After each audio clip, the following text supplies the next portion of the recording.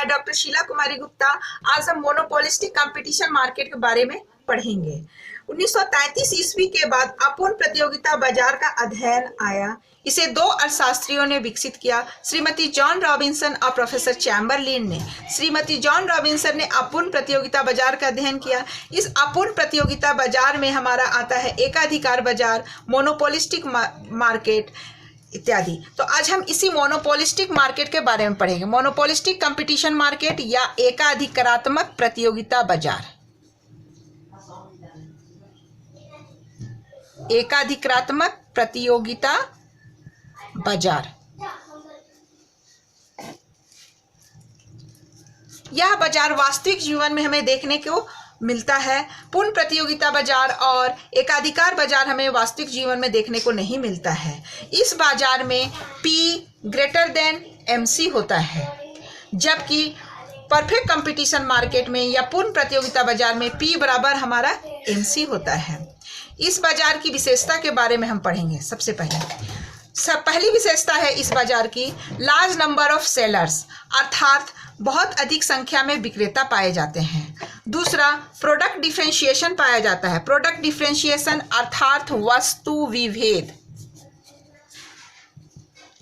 आप एकाधिकार बाजार के लिए जानते हैं कि वहां कीमत विभेद पाया जाता है, लेकिन इस बाजार में प्रोडक्ट डिफरेंशिएशन पाया जाता है। तो प्रोडक्ट डिफरेंशिएशन क्या होता है, पहले मैं ये बता देती हूँ। यहाँ इसका मतलब होता है प्रत्येक उत्पादक अपने अपने प्रोडक्ट को दूसरे उत्पादक से रंग, आकार, प्रकार में भिन्न रखते हैं। इसे हम प्रोडक्ट डिफरेंशिएशन कहते हैं। जैसे मान लिया जाए हम पेस्ट को लेते हैं, टूथपेस्ट को, तो टूथपेस्ट देखेंगे कि बहुत तरह का बाजार में हमें देखने के लिए मिलता है। कोलगेट है, क्लोजअप है और भी बहुत ही तरह के, लेकिन सभी के रंग, आकार, पैकिंग में अपने अपने वो क्या किए हैं, अपने प्रोडक्ट को डिफ्रेंशिएट किए हैं। इसे ही हम क्या कहते हैं, प्रोडक्ट डिफ्रेंशिएशन कहते हैं। थर्ड है free entry and exit of firm. फर्मों का प्रवेश एवं निष्कासन की स्वतंत्रता होती है, अर्थात कोई भी फर्म उद्योग में आ सकते हैं और उद्योग को छोड़कर बाहर जा सकते हैं। जब फर्म को लाभ होता है तब फर्म एंट्री करते हैं, और जब फर्म देखते हैं कि हमें हानि हो रहा है तो फर्म उद्योग को छोड़कर चले जाते हैं। इसी कहा जाता है free entry and exit of firm. Next है नेचर ऑफ डिमांड कर्व। अब हम इस मोनोपोलिस्टिक मार्केट में डिमांड कर्व के बारे में पढ़ेंगे। तो मोनोपोलिस्टिक मार्केट में डिमांड कर्व अधिक लोचदार होता है, जबकि परफेक्ट कंपटीशन मार्केट में हमारा ये क्या होता है, परफेक्टली इलास्टिक होता है। AR बराबर MR होता है।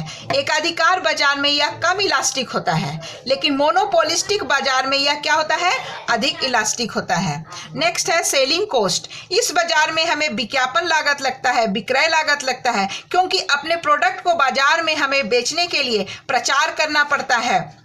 अगर हम प्रचार नहीं करेंगे या उसका ये नहीं प्रचार करेंगे तभी हमारा मार्केट में या विज्ञापन देते हैं तभी हमारा प्रोडक्ट मार्केट में सेल होता है। इसीलिए इस बाजार में सेलिंग कॉस्ट लगता है, लेकिन हम जानते हैं कि परफेक्ट कंपटीशन मार्केट में हमें कोई सेलिंग कॉस्ट नहीं लगता है। नेक्स्ट है imperfect knowledge of market. Imperfect knowledge of market अर्थात बाजार का पूर्ण ज्ञान नहीं होता है।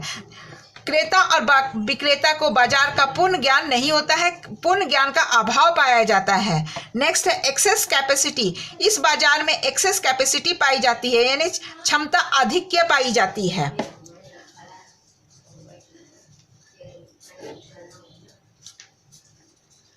क्षमता आधिक्य का अर्थ यह है कि हमारी उत्पादन करने की अधिक क्षमता है, लेकिन हम उससे कम उत्पादन करते हैं। उसे हम क्या कहते हैं, क्षमता अधिक्य कहते हैं, एक्सेस कैपेसिटी कहते हैं।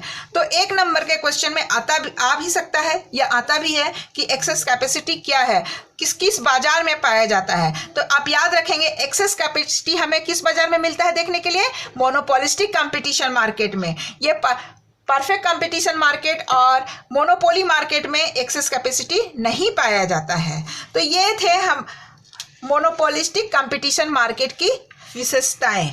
अब हम price determination of A firm under monopolistic competition देखेंगे, अर्थात एकाधिकार तमक प्रतियोगिता बाजार में कीमत का निर्धारण। तो कीमत का निर्धारण हम दो स्थिति में देखेंगे, एक शॉर्ट रन में और एक है लॉन्ग रन में।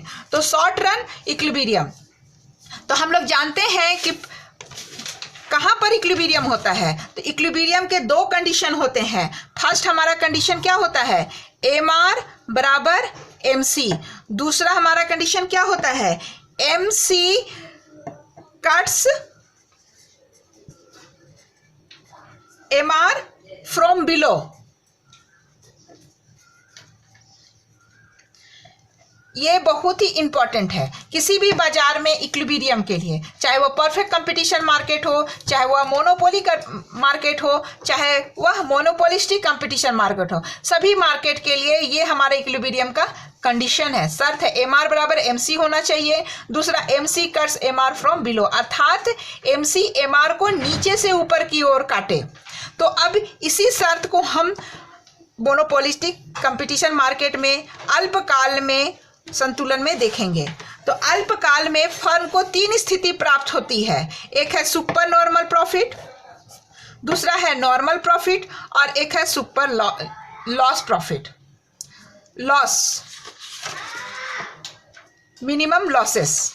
तो तीन कंडीशन इसमें पाए जाते हैं, एक सुपर नॉर्मल, एक नॉर्मल प्रॉफिट और तीसरा है मिनिमम लॉसेस। तो हम सुपर नॉर्मल के प्रॉफिट के बारे में पहले देखेंगे। सुपर नॉर्मल प्रॉफिट कहने का अर्थ है असामान्य लाभ। तो असामान्य लाभ कैसे फर्म को प्राप्त होता है, ये हमारा वाई एक्सिस हम एक डायग्राम पहले ही से बना के रखे हुए हैं। इस डायग्राम में आप देखिए ओ वाई अक्ष पर हम क्या रखे हैं, प्राइस एंड आउटपुट को रखे हैं। ओ एक्स अक्ष पर हम आउटपुट को रखे हैं। उसके बाद हम देखेंगे ये ए आर कर्व है, ये एम आर कर्व है, ये एम सी कर्व है और ये एम सी कर्व है। हम लोग जानते हैं कि ए सी और एम सी क्या होता है, यू शेप का होता है और ए सी के मिनिमम पॉइंट पर एम सी काटता है। तो यहाँ पर देखिए ये इस बिंदु पर हमारा क्या हो रहा है, एम आर बराबर एम सी हो रहा है। इस बिंदु पर, इस बिंदु को हम मान लिया ई नाम दे देते हैं। तो इस बिंदु पर हम देख रहे हैं कि एम आर बराबर एम सी है और एम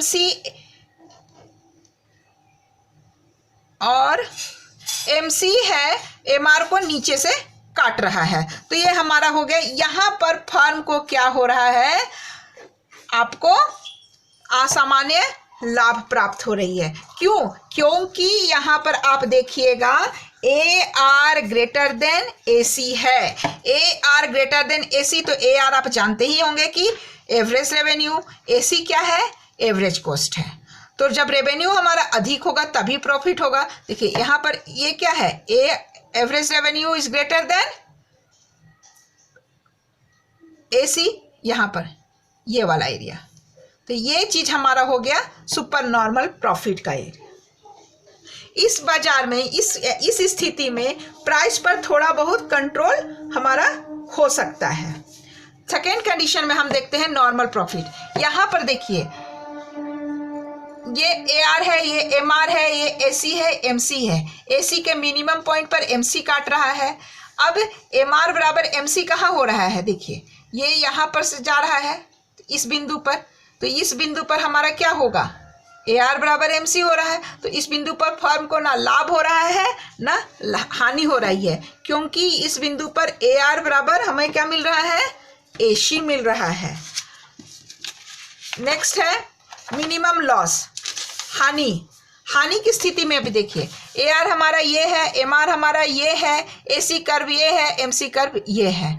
तो ए सी कर्व देखिए ऊपर है ए आर से, यानी यहाँ पर क्या हो जा रहा है, ए सी ग्रेटर देन ए आर हो जा रहा है। तो ये जो एरिया है हमारा, ये हमारा किसको दिखा रहा है, लॉस को दिखा रहा है। और हम यहाँ पर ये भी पाते हैं मिनिमम लॉस को हम ऐसे भी दिखा सकते हैं, ए सी माइनस ए भी सी से।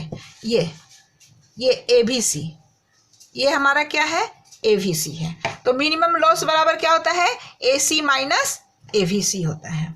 तो ये हमारा था आपका शॉर्ट टाइम पीरियड में मोनोपोलिस्टिक कंपटीशन मार्केट में इक्विलिब्रियम कंडीशन। अब नेक्स्ट हमारा है लॉन्ग रन में इक्विलिब्रियम कैसे होता है।